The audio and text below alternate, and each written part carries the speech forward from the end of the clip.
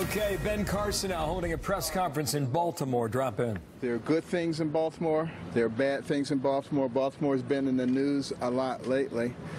And, you know, I have a special place in my heart for Baltimore and for the people of Baltimore. There are a lot of excellent, wonderful people here. And there are a lot of good places here in Baltimore as well.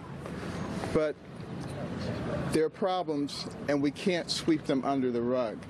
You know, it's sort of like if you have a patient who has cancer, and you can dress them up and put a nice suit on them, and you can try to ignore it, but that cancer is going to have a devastating effect. You have to be willing to address that issue if you're ever going to solve it. And, you know, my agency, HUD, you know, has a long history here in Baltimore with the community development action grants, which were a big part of developing the Inner Harbor. I remember the first time I came to Baltimore in 1972, because I was considering whether I wanted to go to Johns Hopkins for medical school, and none of the renovations had started, and I said, "Are you kidding me? I'm not going to live there." But just 4 years later, they were already beginning to make progress. And then I was here to witness that tremendous progress that was made, you know, under the Schaefer administration and the Schmoke administration, and to see some of the future plans, many of which have not come to fruition, but some of which have. So there's a lot to be proud of here in Baltimore.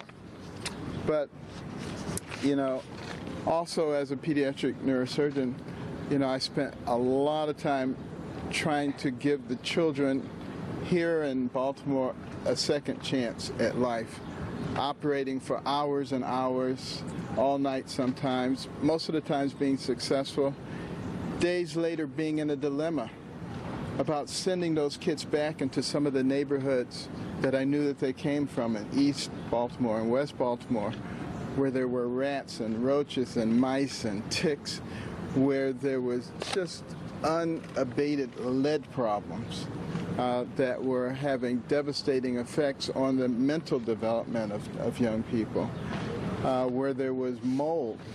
We had large numbers of people with asthma because of the mold and some of the environmental issues. So, you know, that was a problem for me, and it stayed on my mind a lot. And somehow, you know, I guess this is the way God works. I end up as the Secretary of HUD, and we can actually deal with these issues. But it's so important to be able to deal with these issues that we are willing to talk about them and that we're willing to work together. You know, we just have all this animosity all the time. For instance, you guys know you were set up on this property right here. It's a church. They say, get off of our property. You know, a church, when we're talking about helping the people, I mean, this is the level to which we have sunken as a society. And it's so important that we stop this madness, because, you know, we have some threats, but it's not China, it's not Russia, it's not North Korea, it's us. And whether we can learn how to work together and realize that we're not each other's enemies and that we have a job to do here. That's what I really want to concentrate on. You know, I've talked to the president over the last couple of days about what can we do for Baltimore. He's very willing to work with people here in Baltimore, including with Elijah Cummings. But, you know, the president's emphasis is on the people. And that certainly is my emphasis. Before I endorsed him, when I dropped out of the race, we sat down and had a prolonged talk about the poor people of our country and what were we going to do about it. And you've seen some of the results. Opportunity zones. You know, there are 149 of them here in the state of Maryland. We're in an opportunity zone right now. Places that have been encouraged have set up a program so that people can take unrealized capital gains and invest them into opportunity zones over the long term.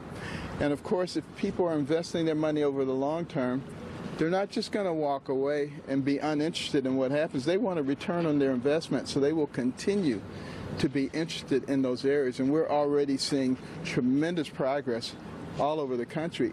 And that is going to occur here in Baltimore too, but we have to be willing to work together for the benefit of the people.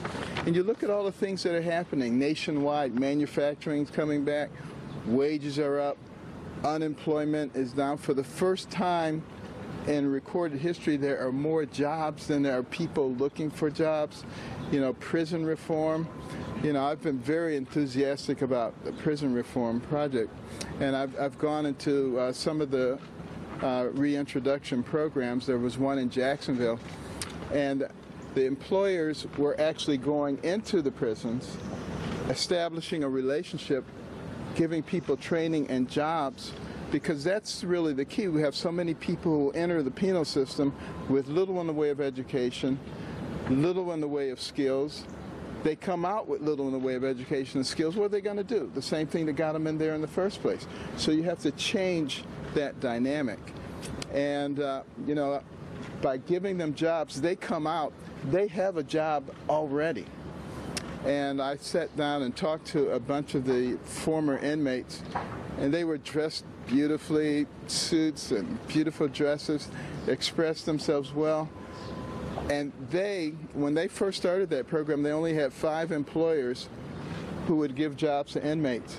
Now they have 135 and growing, because they've seen what good employees they make. Our people are our most important resource, and that is something that this administration recognizes. And we have to begin to do things to develop our most important resource. Dr. Ben Carson there. He grew up in Detroit, but he practiced in Baltimore for years in the medical field there. A very successful doctor in his own right. 2 things. You can't sweep it under the rug. You can't act as if the patient does not have cancer. Stop the madness. Robert Ehrlich's the former governor.